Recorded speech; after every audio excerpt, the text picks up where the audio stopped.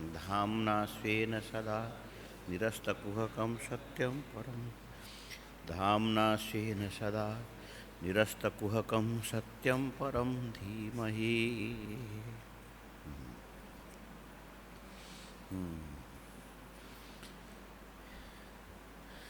ये श्लोक को याद किया वैसे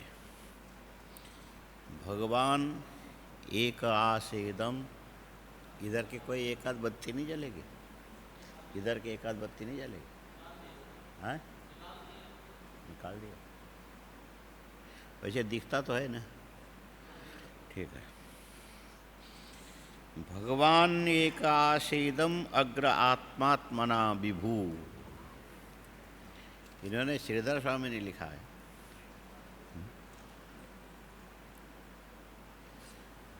इदम विश्वम अग्रे सृष्टेः पूर्वं परमात्मा भगवान एक एव आस, आस इति आसीत। ये जो दिखने वाला जगत है सृष्टि से पहले केवल परमात्मा था, जगत नहीं था, परमात्मा था। इसको चाहो तो लिख करके तुम समझ सकते हो। इदम विश्वम अग्रे सृष्टेः पूर्वं परमात्मा भगवान एक एव आस आसित, केवल परमात्मा ही था, उसके अतिरिक्त जगत नहीं था सृष्टि के पहले। अच्छा, वो परमात्मा कैसा था, ये इनका अपना वाक्य है, व्याख्यान वाक्य है। आत्मनाम ऐसे तो मूल में भी है, जीवानाम आत्मा स्वरूपम, आत्मनाम जीवानाम आत्मा स्वरूपम। तुम्हारे शरीर में कई अंग हैं अलग अलग प्रकार के, बहिरंग भी है अंतरंग भी है। अंग माने अवयव, अंग माने अवयव माने टुकड़े जो जुड़ करके बनते हैं ना। शरीर एक है,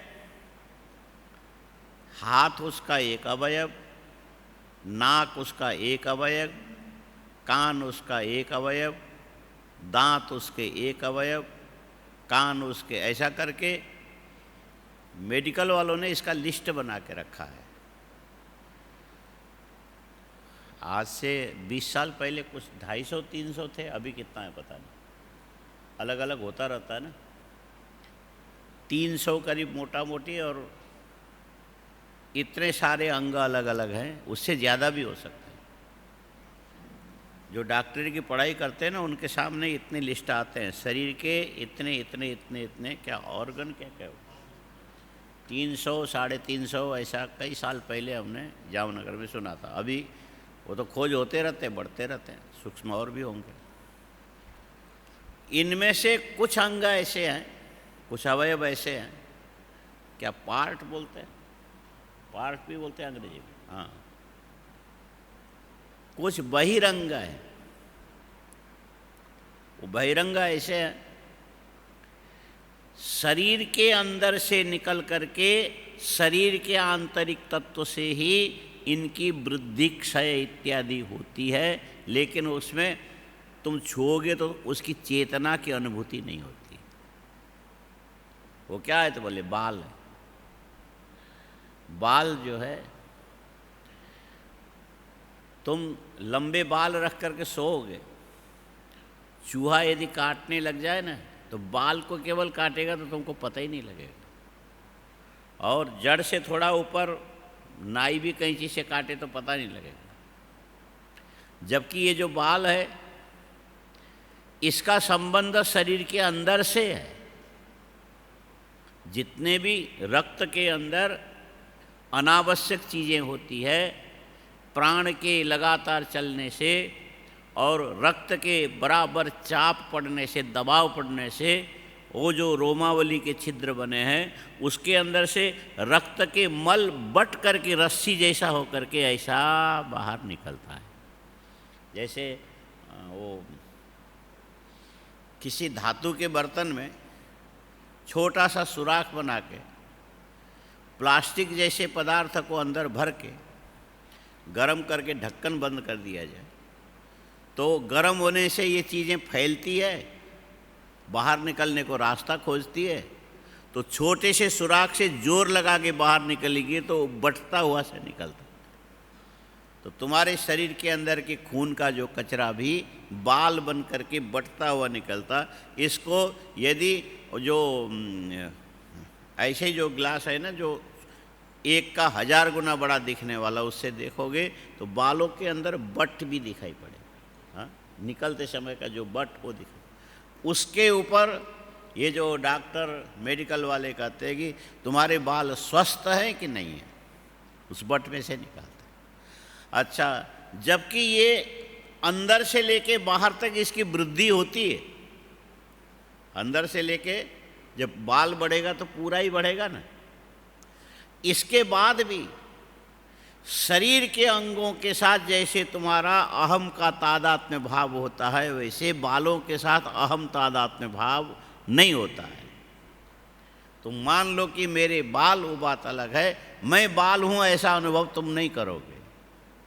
नाक में मच्छर बैठे तो फट से हटाओगे, बाल में यदि बैठे तो पता नहीं लगेगा, अंदर अंदर अंदर जाए काटने लगे तब तुमको पता लगता। बालों में बैठते हैं मच्छर लेकिन तुम्हें पता लगता। इसीलिए इससे इसको मानना पड़ेगा ये बहिरंग है। ये बाल कैसा है? बहिरंग है। और बहिरंग होने पर भी है तुम्हारे शरीर का ही अंग है। बाहर का अंग है लेकिन क्या है? बाहर का अंग है लेकिन शरीर का अंग है। बोलो, खाली बोलोगे बिना समझे, कोशिश करो। शरीर का अंग है, अंदर वाला अंग नहीं है, बाहर का अंग है। जैसे नस नाड़ियाँ अंदर के अंग हैं, बाल अंदर के अंग नहीं है, बाल बाहर के अंग हैं। ये समझ रहे हो? और बाहर के अंग होने पर भी इसका संबंध अंदर से है। हाँ, शरीर के अंदर से नस नाड़ियों से है, बिल्कुल असंबद्ध नहीं है, अलग चीज नहीं है। अच्छा, अब सवाल है, एक आदमी बीमार है, हॉस्पिटल चला गया, गया नहीं, ले जाया जाता है, और ले जा करके भर्ती किया तो डॉक्टर ने कहा इसको आईसीयू में भर्ती कर। अच्छा, जाने से पहले सब लोग निश्चित करके रखते हैं ना कौन कौन से दिन दाढ़ी बनाना है। हाँ, भागीरथ जी, दाढ़ी कौन कौन से दिन बनाते हो? हाँ, मंगल और शनि को बनाते हैं? नहीं बनाते। नहीं, हफ्ते में पूरे 7 दिन बनाते हो कि हफ्ते में? हाँ, एक रविवार। और बीमार हो गए शनिवार को तो दाढ़ी बना के जाओगे कि बिना बनाए जाओगे? बिना बनाए जाए। और खाली ऐसे बोल रहा हूँ, इसको अपने ऊपर मत लेना, कई चीज़ें मजाक भी समझ लेना। और वहाँ जाके भर्ती होने के बाद आपको डॉक्टर ने आईसीयू में डाल दिया, कोई ऐसी समस्या आई होगी 7 दिन तक। तो 7 दिन तक वहाँ रहने से ये दाढ़ी बढ़ेगी कि नहीं बढ़ेगी? बढ़ेगी। मान लो किसी और का, अपने लिए क्यों कल्पना करें? हाँ, ऐसी ऐसी चीज़ें दूसरों के लिए। और 7 दिन के बाद किसी के उस अवस्था में यदि शरीर छूट गया, सगे संबंधी बाहर हैं, उनके आने तक शरीर को रखते हैं, संस्कार करता है ना, तो 7 दिन और रखना पड़ा। तो ऐसे ऐसे कुछ शरीर छूटते ही ऐसा इंजेक्शन होता है, पहले शरीर में दे देते हैं, और कुछ इस प्रकार के बर्फ़ आते हैं, उसके सिल्ली नीचे भी ऊपर भी रख करके शरीर को सुरक्षित रखा जाता है 5-7 दिन तक। कुछ सीमा है, ऐसे साधन है, रखते हैं। और अमुक केमिकल में डुबा के रखो तो बरसों तक भी होता है। जो मेडिकल कॉलेज के अंदर जो लाइब्रेरी होती है उसमें यही सब होता है। शरीर के एक एक अंग अंग काट करके एक प्रकार के तरलीकृत गैस के अंदर रखा रहता है, बरसों से पड़ा हुआ है, अभी तक है। और उसी को लेकर के विद्यार्थी सब रिसर्च करते हैं कि हाँ ये अंग ऐसा है, ये उसमें ये उसके बाद भी अभी भी ज़रूरत है, पढ़ने वालों के लिए अभी भी ज़रूरत है। इसीलिए कहते हैं मरने से पहले कई लोग देहदान करते हैं, चाहे 80 साल में शरीर छूटे, चाहे 90 साल में छूटे, चाहे 95 साल में छूटे, 100 साल के बाद भी शरीर छूटे तो भी मेडिकल वाले लेते हैं। बोले किस काम में आता होगा? ये विद्यार्थियों के अध्ययन के काम में आता है। ये अध्ययन में बहुत सारी चीज़ें चाहिए, जैसे ये एक पर्व है अंगुली का, उसको ऐसा सीधे काट करके इसके पीछे के हिस्से को दिखाएंगे कैसा बना है, और ऐसा काट के दिखाएंगे, और ऐसा माने अनुप्रस्थ और सीधा उसके अंदर के फंक्शन कैसे कैसे बने हैं उसको दिखाने के लिए एक एक चीज़ को अलग अलग अलग अलग अलग बोतल के अंदर एक केमिकल होता है, उसके अंदर डुबा के रखा हुआ, वही जो अंश दिखाना होगा उसको ही सामने बोतल से दिखाई देता है। बोले इसका अध्ययन इस ढंग से करो। आया समझ? तो अंतरंग, अंदर के अंग अलग, बाहर के अंग अलग। अब सवाल ये है कि शरीर छूटने के बाद, आत्मा के निकलने के बाद, प्राण के निकलने के बाद उस आदमी के 7 दिन तक शरीर को रखना पड़ा। फिर ये जो दाढ़ी बढ़ेगी कि नहीं बढ़ेगी? नहीं बढ़ेगी। ये समझ में आया ना? दाढ़ी नहीं बढ़ेगी। इसका मतलब क्या है? ये जो दाढ़ी अथवा बाल के जो आत्मा है वो कौन है? ये तुम्हारे अंदर के प्राण है। हाँ? शरीर के समग्र अंग प्रत्यंगों की आत्मा कौन है? हाँ? प्राण है। जब तक प्राण है तब तक इसके अंदर वृद्धि, क्षय इत्यादि परिणाम देखे जाते हैं। यदि शरीर के अंदर से प्राण निकल गया तो वृद्धि, क्षय इत्यादि क्रिया इसके अंदर दिखाई पड़ेंगे नहीं। ये समझ में आया? अच्छा, अब शरीर इस ढंग से देखा जाए तो शरीर की आत्मा कौन? बोलो, शरीर की आत्मा कौन? प्राण है। सीधे परमात्मा में मत जाओ। शरीर की आत्मा कौन? प्राण है। और ये प्राण केवल शरीर की आत्मा नहीं है, प्राण निकल जाने के बाद इंद्रियां भी निष्क्रिय हो जाती है। इसीलिए इंद्रियों की आत्मा कौन? आँख, कान, नाक, जिह्वा, हाथ, पैर, वाणी इत्यादि इंद्रिय, इनकी आत्मा कौन है? प्राण है ना? अच्छा, अब ये भी जब तक प्राण है तभी तक काम करते रहेंगे। यदि प्राण निकल करके चला गया तो इंद्रियां भी काम नहीं करेगी। जहाँ जैसे देखते समय देखते रहे, उस प्राण निकल गया तो ऐसे आंखें रहेगी, न इधर घूमेगी न इधर घूमेगी, न ऊपर करेगा न नीचे करेगा, न पलक गिरेगा। जिस स्थिति में उसी स्थिति में पड़ा रहेगा। तो इंद्रियों की आत्मा कौन हो गए? शरीर की आत्मा कौन हो गए? प्राण। अच्छा, ये जो प्राण इंद्रियों की आत्मा, प्राण शरीर की आत्मा, प्राण शरीर के अवयव की आत्मा, ये सब तो ठीक है, अपनी जगह आ गया, ठीक। अच्छा, अब सवाल है इस प्राण की आत्मा कौन है? हाँ, प्राण की आत्मा कौन? प्राण की आत्मा कौन? ये फट से आप लोग जवाब नहीं दे पाओगे। उसका कारण ये है कि ये जो जीव जो शब्द है, ये जीव प्राण धारणे धातु से बना हुआ, वास्तव में जीव ही प्राण की आत्मा है। बोलो, जीव ही शरीर की आत्मा समझ लो, प्राण है, लेकिन ये जो प्राण की आत्मा कौन है? तो जीव है। हाँ? प्राण की आत्मा कौन है? जीव। अच्छा, ये जो जीव है केवल प्राण की ही आत्मा नहीं है, बुद्धि की भी आत्मा है। जब तक आत्मा व्यक्त रूप में काम करेगा तब तक तुम्हारी बुद्धि काम करेगी। जब तक आत्मा की अभिव्यक्ति होगी तब तक संकल्प विकल्पात्मक मन होगा। जब तक आत्मा की अभिव्यक्ति होगी तब तक अहम, मैं इस प्रकार की अनुभूति करोगे। और ये अभिव्यक्ति गई तो ये सारे मैं हूँ, संकल्प करता हूँ, और साथ में विकल्प करता हूँ, याद करने वाला हूँ। इस प्रकार के मन, बुद्धि, चित्त, अहंकार रूपी 4 अंतःकरण के अंश यहाँ पर क्रियाशील नहीं होंगे, क्योंकि इसकी आत्मा जो जीवात्मा है यहाँ से निकल गया, फिर वो निष्क्रिय हो जाएगा, वो काम नहीं होगा। ठीक है, इससे क्या मानना पड़ेगा? बुद्धि का, मन का, प्राण की, माने इन सब की आत्मा कौन है? तो जीवात्मा है। इन सब की आत्मा कौन है? जीवात्मा है। अच्छा, ये जीवात्मा इतनी की आत्मा है, कितने की? तुम्हारे प्राण के, तुम्हारे मन के, तुम्हारे बुद्धि के, तुम्हारे अहंकार के, और इन सब की ही ये जीव आत्मा है, लेकिन सबकी आत्मा नहीं है। भले बोल दे तुम तो मेरी आत्मा हो, ऊपर ऊपर से आदमी बोल रहा है। ऐसे प्रेम के आवेश में आकर के बोलते हो ना, तुम तो मेरी साक्षात आत्मा हो, ऊपर ऊपर से बोलता, झूठ बोलता हो। बोलने दो, उससे तुम्हारा कोई नुकसान नहीं होता, इसीलिए उसमें कोई विवाद करने की ज़रूरत नहीं है। लेकिन दूसरे को आप ऐसा नहीं कह सकते हो कि तुम मेरी आत्मा हो। बोल सकते हो? ऐसा नहीं बोल सकते। किसी को बोलो, कोई मना नहीं है, कोई कानून लेकर के कोर्ट में नहीं जाएगा और कहीं तुम्हें ऐसा मुकदमा नहीं चलेगा।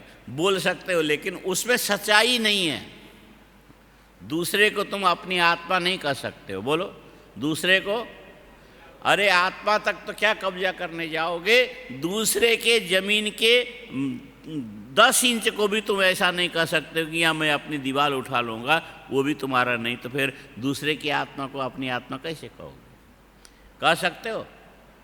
नहीं कह सकते। ये समझ में आया? अच्छा, अब सवाल है कि संसार में 1 नहीं, 2 नहीं, 3 नहीं, अनंत जीव है, अनंत, हम गिनती नहीं कर सकते। इस हॉल के अंदर अभी देखो तो हम लोग गिनती के आदमी हैं, थोड़े बहुत हैं, बहुत ज़्यादा नहीं है। लेकिन वास्तव में यदि जीवों की गिनती करने के लिए जाओगे, यहाँ पर एक एक परमाणु के रूप में इतने सारे जीवात्मा होंगे, जिसकी गिनती करने में तुम्हें हजारों जन्म लग सकते तो भी नहीं गिन पाओगे। ये पूरे हाल में इतने जीव हैं। हमको न दिखे बात अलग है। एक व्यक्ति के शरीर के अंदर इतने सारे जीव हैं कि जिनको पूरा का पूरा मनुष्य शरीर दे दिया जाए, पूरा ब्रह्मांड भर के भी एक ही शरीर के अंदर के रक्तकण के द्वारा बनने वाले जीव के लिए ये ब्रह्मांड छोटा पड़ जाएगा। इतने सारे जीव हैं, लेकिन सबकी अनुभूति ऐसी होती, ये मेरी आत्मा है।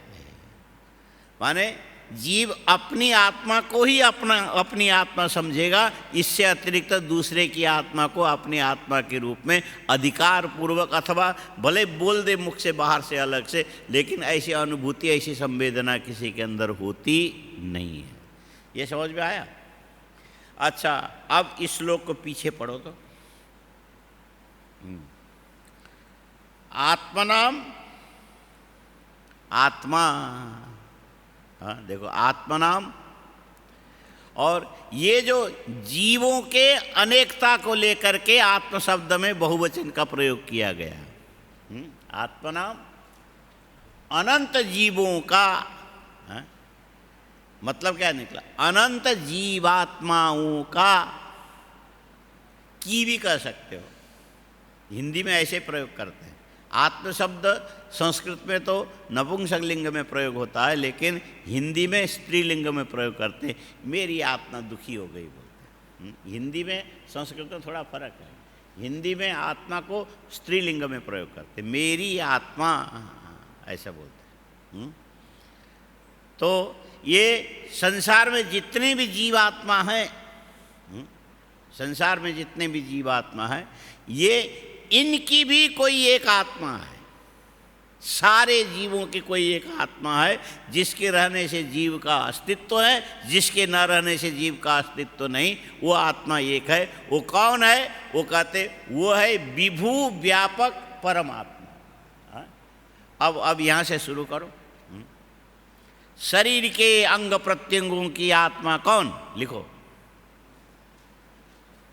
शरीर के अंग प्रत्यंगों की आत्मा कौन?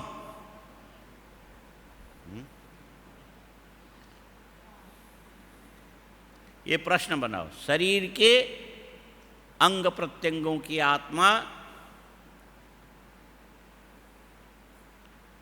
कौन? लिखा, प्रश्न बनाया, क्या बनाया बोलो? शरीर के, खाली लिख लिया और बोल दिया, इतने है कि समझ में आ रहा है। अंग माने अवयव, शरीर के अनंत अवयवों के अनंत अंग प्रत्यंगों की आत्मा कौन? तो जिसके रहने से ये उज्जीवित रहते हैं। उज्जीवित, उज्जीवित समझ में आया? नर्सरी से छोटा सा पौधा लाओ, 2 दिन तक पानी दिए बिना ऐसे रख लो, थैले के पॉलीथीन के अंदर होता है, तो उसके जो पत्ते हैं ना, नरम होकर के ऐसे झुक जाएंगे। मरा तो नहीं है, लेकिन अब मरणोन्मुख हो चुका है, इसीलिए वो अपने पत्तों को सीधा ऐसा खड़ा नहीं रख पाता और ऐसा नरम हो जाता है। इसको क्या बोलेंगे? मरणोन्मुख बोलेंगे, मरने की ओर जा रहा है। इसको दूसरे शब्द से भी प्रयोग करते हैं, ये अभी मरणासन्न है, मृत्यु के समीप में पहुंचा हुआ है। अच्छा, और उसमें यदि नई शक्ति संचार होने लग जाए, जमीन के अंदर दबा दो और उसके अंदर पानी डाल दो, रोज पानी डालो, उसकी जड़ें जमीन के अंदर से जैसे रस को खींचना शुरू करेगा, ऊपर से हवा में जैसे पत्ते उत्ते हिलने लगेंगे, वो पत्ता ऊपर की ओर ऐसा जब होने लग जाए, समझ लेना चाहिए कि अब इसमें जीवनी शक्ति संचारित हो रही है। क्या बोलेंगे? जीवनी शक्ति संचारित हो रही। और ये ज्ञान तुमको कैसे हुआ? बोले ये उत्जीवित हो गया। क्या बोलेंगे? उत, उत बोलो। उत माने ऊपर। हाँ, उपसर्ग में उत शब्द आता है कि नहीं आता है? उत, प्र, परा, अपर। हाँ,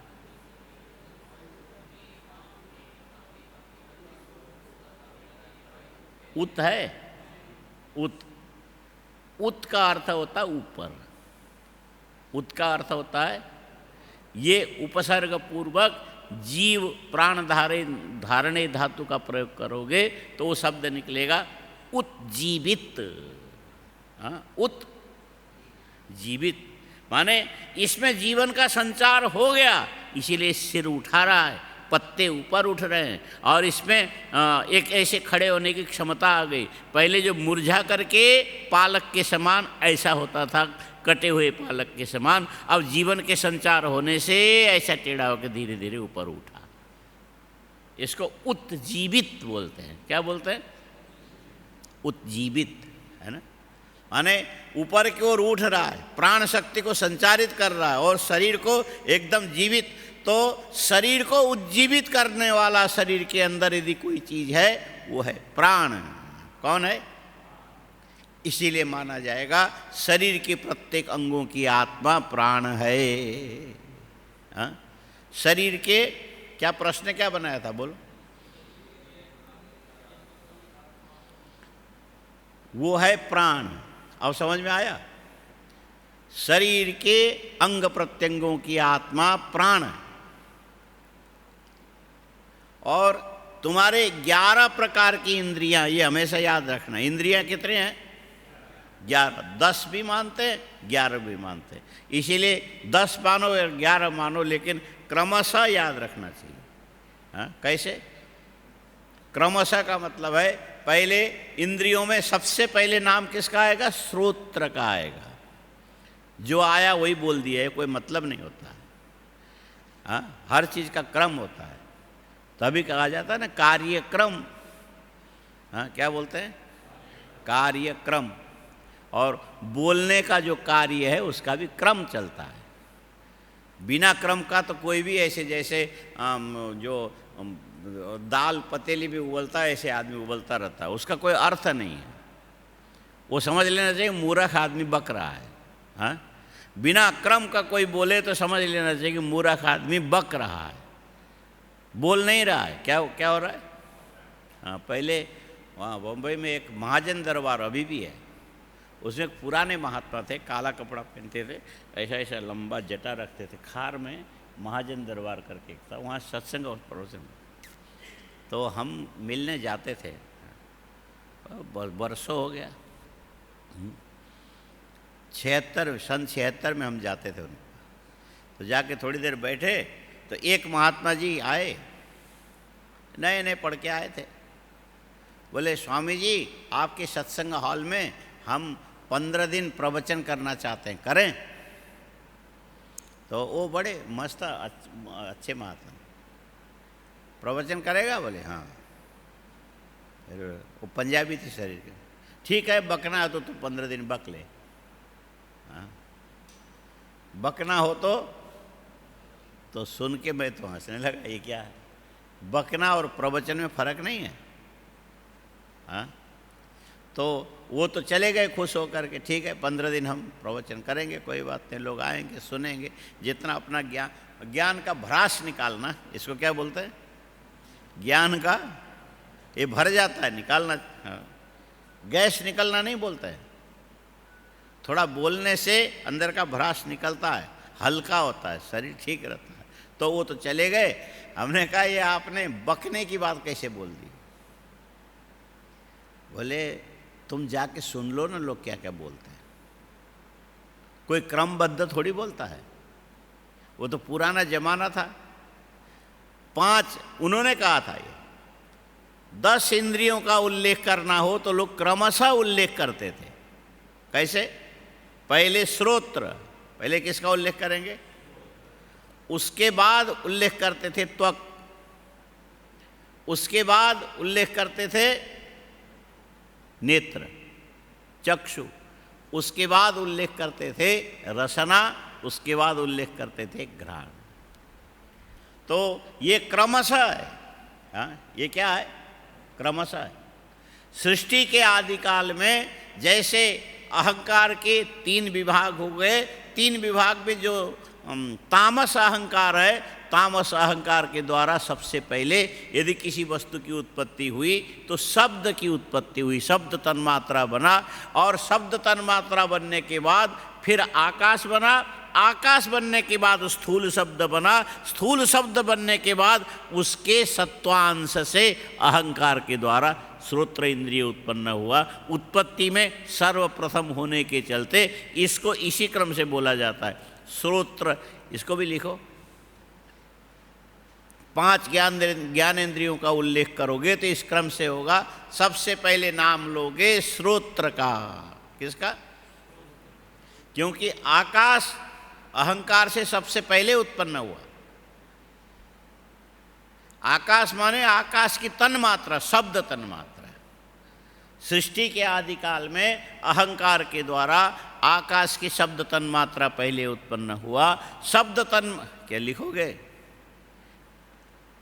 आकाश की शब्द तन्मात्रा तामस अहंकार से सबसे पहले उत्पन्न हुआ। तो जैसे सबसे पहले बने वो बड़ा माना जाता है ना। हाँ, ज्येष्ठ बोलते हैं। हाँ, जन्म में जिसके पहले जन्म होवे उसको ज्येष्ठ कहते हैं। क्या बोलते हैं? और बाद में जन्म लेने के बाद भी यदि गुण ज़्यादा होगा तो उसको श्रेष्ठ बोलते हैं। ज्येष्ठ में श्रेष्ठ में इतना अंतर है।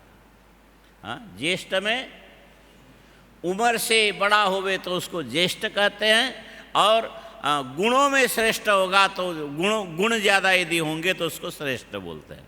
क्या बोलेंगे? गुण ज़्यादा होंगे तो श्रेष्ठ, और आयु ज़्यादा होगी तो ज्येष्ठ कहलाएगा। ठीक है ना? जैसे ये जो सब कुछ नामी लोग होते हैं ना, पहले सबसे नामी नृत्य करने वालों में नटराज गोपी कृष्ण। आपने देखा नटराज गोपी कृष्ण? नहीं, आपके कितने उम्र हुआ? हाँ, तो आप उसको नहीं देख पाए होंगे, क्योंकि उसके शरीर छूटे भी लगभग, वो जो गूगल में सर्च कर मालूम पड़ेगा, 30 साल से ज़्यादा हो गया। 30-40 साल से भी ज़्यादा हुआ होगा शरीर छूटे। लेकिन अंतिम क्षण तक नृत्य करता रहा। ये जो खार में 16वें रोड में उनका घर है और इस हॉल के चौथा ही उनका घर है, बंगला कहलाता है। हाँ, 16वें रोड का बंगला कहलाता, और उसमें बिना पिलर का ये ऐसा उनका नीचे उनका हॉल है, नीचे पार्किंग है, उसके ऊपर हॉल है, उसके ऊपर एक और हॉल है, उसके ऊपर उन्होंने अपने लिए एक फ्लैट बना के रखा। अच्छा, अब उस पर नृत्य के वो शिक्षा देते थे। और उसके बाहर जो सड़क है 16वां रोड है, उधर की ओर जो जाता है, कौन सा लाया मैं भूल भाल गया, तो वहाँ बस का स्टैंड है। वहाँ कोई आदमी जब बस की प्रतीक्षा करता था तो अंदर जो नृत्य करने वाले नृत्य करते थे, उनके पाँव के जो नूपुर है ना, उसकी आवाज़ बाहर तक छम छमा छम छमा आता था। हाँ? अंतिम तक नृत्य का नटराज गोपी कृष्ण कहलाता है ना। उनके जाने के बाद वो सबसे उस समय अच्छी उम्र लेकर के गए, फिर भी ये माना जाता था कि 70-75 साल के अंतराल के अंदर गुणों में सर्वश्रेष्ठ नृत्य यदि करने वाला कोई व्यक्ति था, नटराज गोपी कृष्ण था। गुणों में अधिक, उम्र में तो उनसे बड़े बड़े और भी रहे होंगे। और इसके बाद फिर आगे कुछ कुछ नाम होने लगा। अभी शायद चले गए कहीं, पता नहीं, बिरजू महाराज करके। बिरजू महाराज चले गए। हाँ, उसके बाद वही हुई। अच्छा, उम्र में गए तो जिसकी ज़्यादा उम्र हो जाए उनको ज्येष्ठ बोलते हैं, और उम्र कम होने पर भी जिसके अंदर गुण ज़्यादा होवे उसको बोलेंगे श्रेष्ठ। क्या बोलेंगे? माने गुण ज़्यादा हो, उम्र कम होने पर भी श्रेष्ठ कहा जाता है। जैसे भगवान आचार्य शंकर की उम्र कितनी थी? 32 साल। हाँ, 32 साल में, तो 32 साल में जितना काम करके गए उतना आदमी 200 साल 500 साल जी करके भी नहीं कर सकता है। 100 साल तो जाने दो, कई लोग तो यहाँ तक बोलते हैं कि 1000 साल जी करके भी आदमी इतना काम नहीं कर सकता जितना भगवान आचार्य शंकर ने 32 साल में काम किया। हाँ, ठीक है।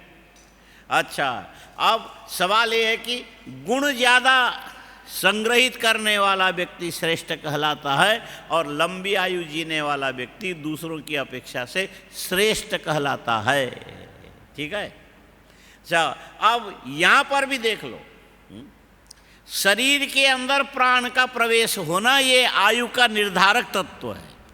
हाँ? शरीर के अंदर प्राण का प्रविष्ट होना आयु का निर्धारक तत्व है, और जिस दिन शरीर में प्राण उज्जीवित होता हुआ दिखाई पड़े उसी दिन से तुम्हारी आयु गिनी जाती है। आया समझ? अच्छा, अब वहाँ तुम्हारे सारे अंग प्रत्यंग जितने भी इंद्रियां, और सृष्टि के आदिकाल में सबसे पहले तामस अहंकार के द्वारा शब्द तन्मात्रा की उत्पत्ति हुई। इसीलिए सबसे पहले शब्द तन्मात्रा, उसके बाद स्थूल आकाश, उसके बाद फिर शब्द, स्थूल शब्द, स्थूल शब्द के बनने के बाद फिर प्राणियों के जो इंद्रिय श्रोत्रेंद्रिय बना। सबसे पहले बना होने के कारण इसका नाम उल्लेख पहले करना चाहिए। इंद्रियों की गिनती के लिस्ट में पहले किसका नाम लेना चाहिए? श्रोत्र। और ये श्रोत्र के बनने के बाद आकाश में जो विकार आया, उस विकार के द्वारा आकाश के द्वारा स्पर्श तन्मात्रा बना, स्पर्श तन्मात्रा के द्वारा वायु तत्व बना, वायु तत्व के बाद फिर ये त्वग इंद्रिय बना। इसीलिए दूसरा नंबर किसका आया? दूसरा नंबर किसका आया? त्वग इंद्रिय का। इसीलिए इसी क्रम से बोला जाता श्रोत्र त्वक। रुको रुको रुको, हमको पता है, तुमको याद है। हाँ, तो इसके बाद बन गया त्वगिंद्रिय। और सवाल है कि इधर त्वगिंद्रिय की तैयारी होने के बाद वायु के अंदर जो विकार आया, उस वायु से क्या बना? बोले वायु के द्वारा तेज बना। हाँ, वायु के द्वारा तेज बनने से पहले रूप तन्मात्रा बना। तेज से पहले, और रूप तन्मात्रा ने अपने आप में विकास करके क्या किया? बोले रूप तन्मात्रा से तेज बना, सूर्य बना, चंद्रमा बना, तारे बने। ये जो अपने आप चमकने वाली जो चीज़ें, जितने भी गर्मी, उष्णता इत्यादि, शक्ति, एनर्जी क्या बोलते हैं ना, एनर्जी, ये सारी चीज़ें तेज के क्रियाकलाप है। और उस तेज के बनने के बाद उस तेज में से रूप, रूप के बाद अंत में ये चक्षुरिंद्रिय बना। क्रम में कौन सा क्रम आया? आकाश से वायु, वायु से तेज, आकाश से श्रोत्र, वायु से त्वक, और तेज से चक्षु बना। ठीक है ना? अच्छा, अब तेज के अंदर कुछ विकृति, जो बाद में उत्पन्न होने वाले को विक्रिया ऐसा बोलते हैं। तेज की विक्रिया से क्या उत्पन्न हुआ? बोले तेज के बाद उत्पन्न हुआ जल। तेज के बाद कौन हुआ? पहले जल नहीं हुआ, पहले रस तन्मात्रा बना।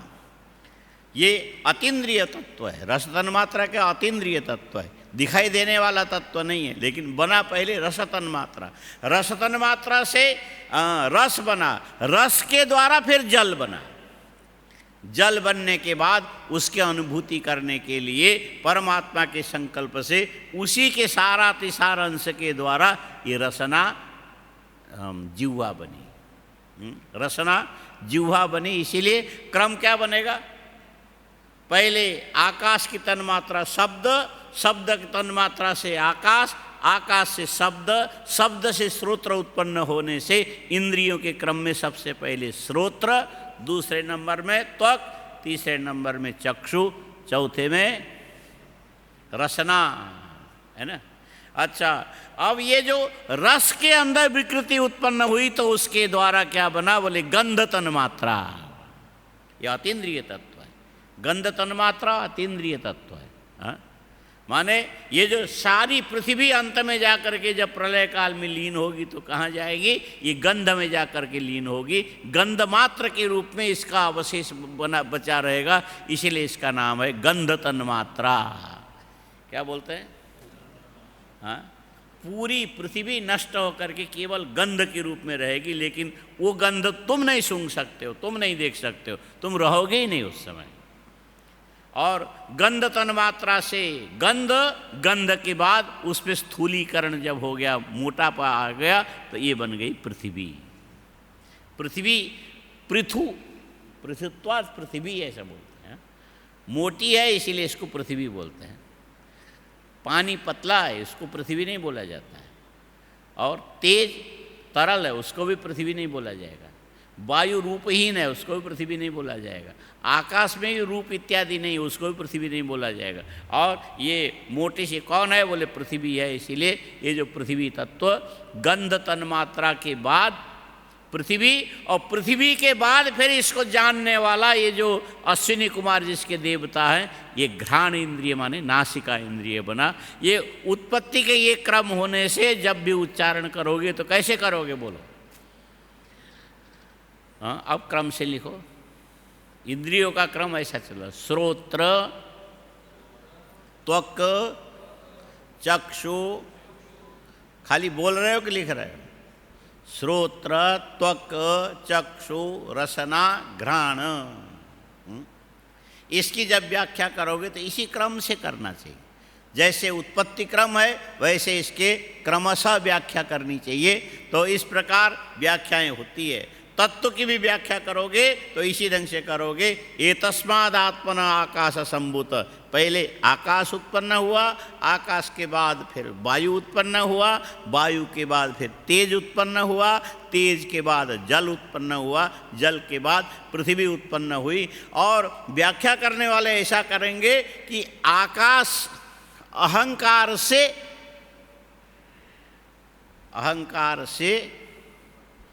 अहंकार तत्व के अंतर्गत शब्द तन्मात्रा की उत्पत्ति हुई।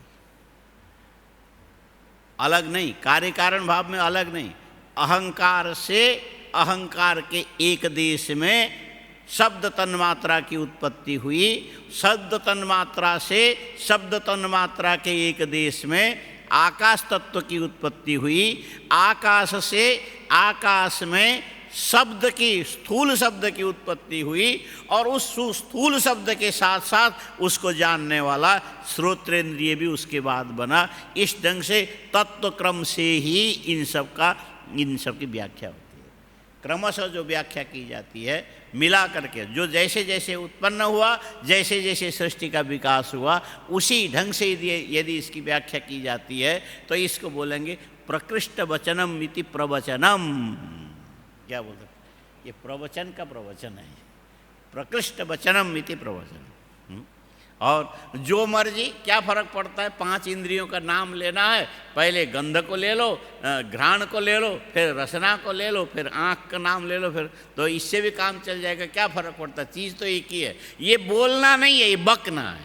ये क्या है, ये प्रवचन नहीं, ये बकना है। वैसे तो जो चूल्हे में पानी को रख करके उसके अंदर दाल डाल देते हो, जो उबलने लगता, कौन सा दाना पहले ऊपर आएगा, कौन सा नीचे जाएगा, वो क्रमबद्ध थोड़ी उबाल आएगा। वैसे मनुष्य के मन के अंदर अनंत भावनाएं होती है, भर भर भर भर करके वो उबलता रहता है। ये उबलने को कोई बोलना नहीं बोलते, कार्य क्रम नहीं बोलते। एक क्रम विहित जो कार्य है, ये स्वाभाविक नैसर्गिक कार्य है, इसको प्राकृतो जनः, ऐसे आदमी को बुद्धिमान नहीं बोलते। क्रम छोड़ करके कुछ भी बोलते रहने वाले को बुद्धिमान नहीं बोलते। बोलने वाला, काम करने वाला व्यक्ति हर काम को क्रमशः करता चला जाएगा, तब जा करके उसको क्या बोलते हैं, कार्यक्रम बोलते हैं। क्या बोलेंगे, कार्यक्रम। और यहाँ भी यही समझ लेना, सृष्टि के आदिकाल में सबसे पहले भगवान अकेला था। सृष्टि के आदिकाल में तो ये भगवान अकेले कैसे थे, सृष्टि लीलाम वर्णयितुम ततः पूर्वावस्था माह इदम विश्वम अग्रे सृष्टि पूर्वम परमात्मा भगवान एक एव। ये अनेक प्रकार की चीज़ें अभी जो तुम्हें दिखाई पड़ती है, सृष्टि के पहले इनमें से कुछ नहीं था, केवल भगवान था। केवल भगवान ही था। इसीलिए एव आस इति आसित, आसित को इन्होंने आशा कर दिया। आत्मनाम जीवानाम आत्मा, उस भगवान का पहचान क्या है, लक्षण क्या है, परिचय क्या है। था ठीक है, देखने वाला वहाँ कोई था नहीं, तुम बता रहे हो, हम सुन रहे हैं। उसकी पहचान क्या है, तो यहाँ पर पहचान बता दिया, आत्मनाम जीवानाम आत्मा। ये अनंत जीव है। जैसे 5 ज्ञानेंद्रियों का, शरीर के अनंत अवयवों का कि आत्मा प्राण है, और प्राण मन बुद्धि चित्त अहंकार की आत्मा जीव की आत्मा है। और अनंत जीवों की जो आत्मा कौन है, बोले अनंत जीवों की आत्मा वो परमात्मा है। इसीलिए ये जीवानाम, क्या लिखा है, आत्मनाम जीवानाम आत्मा, माने सारे जीवों के वास्तविक आत्मा कौन है, परमात्मा। वो सृष्टि के आदिकाल में था। बोले वो कैसा था, विभू। विभू शब्द का अर्थ होता है व्यापक। जहाँ भी विभू शब्द का प्रयोग होता है उसका अर्थ करना व्यापक। वो परमात्मा कैसा था, व्यापक था। अच्छा, व्यापक की ऐसे विशेष व्याख्या और ढंग से तो नहीं की जा सकती है, लेकिन स्थूल रूप में बचपन में यदि सबसे पहले व्यापक शब्द का अर्थ क्या है तो इसी ढंग से सिखाया जाता है। व्यापक माने सर्वमूर्त द्रव्य संयोगित्वम व्यापकत्वम तदेव विभुत्वम। पहले ऐसे लक्षण याद कराते थे। सर्वमूर्त द्रव्य संयोगित्वम व्यापकत्वम। पहले काशी में जो पढ़ते थे तो ऐसे ऐसे लक्षण करते हैं। ये कभी आप लोगों ने सुना है? व्यापक, व्यापक बोलते हैं। व्यापक का मतलब क्या? सर्व लिखो, मूर्त द्रव्य संयोगित्वम। पृथ्वी जल और तेज, बोलो, पृथ्वी जल और तेज। वायु को भी ले सकते हैं, ये मूर्त द्रव्य है, लेकिन वायु विवादास्पद है। हाँ, वायु विवादास्पद है लेकिन मूर्त। पृथ्वी, जल, तेज, वायु, ये क्या है? मूर्त द्रव्य है। ये क्या है? मूर्त द्रव्य है। और ये पृथ्वी, जल, तेज, वायु, ये चार भूतों को एक ही साथ स्पर्श करके, सबके साथ संयोगी बन करके रहने की क्षमता जिस भूत के अंदर हो, उस भूत को व्यापक भूत बोलते हैं। भूत माने व्यापक द्रव्य। और आकाश का संबंध सबके साथ एक साथ होता है। आकाश जहाँ है वहाँ पर पृथ्वी, जल, तेज, वायु के साथ एक साथ संयुक्त है। एक साथ, जैसे बाल्टी में पानी, बोलो बाल्टी में पानी, जो हम बोल रहे हैं फिर तुम बोल रहे हो, समझ के बोल रहे हो वैसे। बाल्टी में पानी, पानी में चीनी, फिर से बोलो। घंटी जैसे बज रहे हो, समझ के नहीं बोल रहे हो, ठीक है बजो, कोई अर्जा नहीं। बाल्टी में पानी, पानी में चीनी। और ये चीनी कैसी चीज़ है? ये रसायन है। चीनी क्या है? पानी के अंदर पड़ने से घुल जाएगा। घुल जाने से चीनी के शर्करा के एक एक कण पानी के साथ संयुक्त है और एक कण अलग अलग है। शर्करा कण अलग अलग है लेकिन पानी एक है। एक ही पानी बाल्टी के अंदर पड़े हुए चीनी के हर कण के साथ एक साथ संयुक्त है, इसीलिए ये चीनी की अपेक्षा पानी व्यापक है। आया समझ में? बाल्टी में चीनी 1 चम्मच है और पानी पूरा एक बाल्टी 12 लीटर पानी है अथवा 8 लीटर पानी है, 5 लीटर, जैसे जैसे बाल्टी हो, और उसमें 1 चम्मच चीनी पड़ा, उसके एक एक अलग अलग कण, कण अलग है और हर अलग होने वाले कण के साथ पानी संयुक्त है। वैसे ही इस आकाश के अंदर, आकाश बड़ा है, उसी में वायु है, उसी में तेज है, उसी में पृथ्वी है और उसी में जल है। सारी चीज़ें उसी के अंदर होने से ये जो सारे मूर्त द्रव्यों के साथ एक साथ संयुक्त कौन हो रहा है? संबद्ध कौन हो रहा है? आकाश हो रहा है। इसीलिए आकाश को व्यापक द्रव्य कहा जाता है। इसीलिए जहाँ जहाँ व्यापकता का लक्षण करोगे वहाँ पर ये कहोगे सर्वमूर्त द्रव्य संयोगी त्वम व्यापकत्वम। इसको लिखो, सर्व मूर्त द्रव्य संयोगित्वम। खाली लिख करके कॉपी खराब करके मत छोड़ना, समझना, पढ़ना, दिमाग में वस्तु को बैठाना।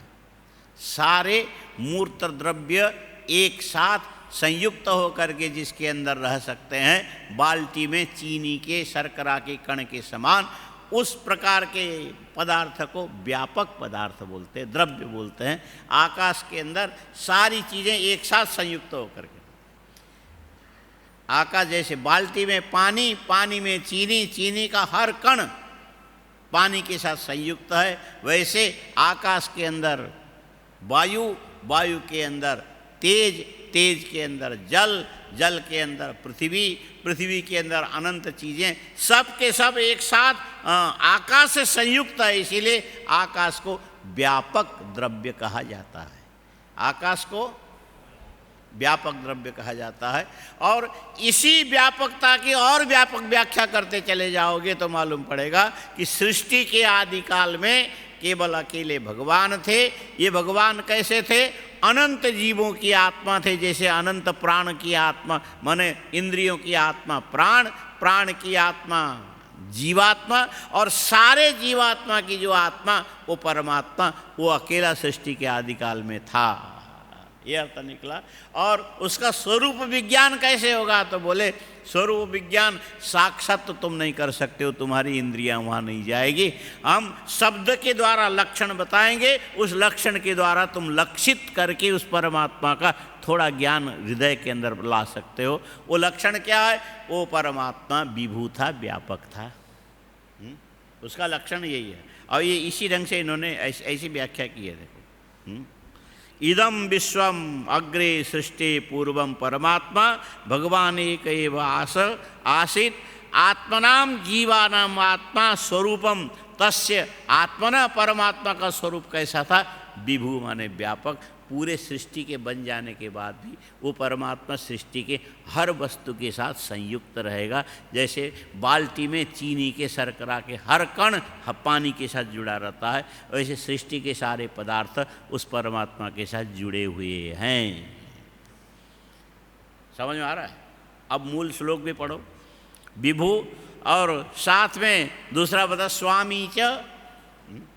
व्यापक होना अलग चीज़ है और स्वामी होना अलग चीज़ है। स्वामी माने नियंत्रित रखने वाला, व्यापक माने सबके साथ संयुक्त होने वाला।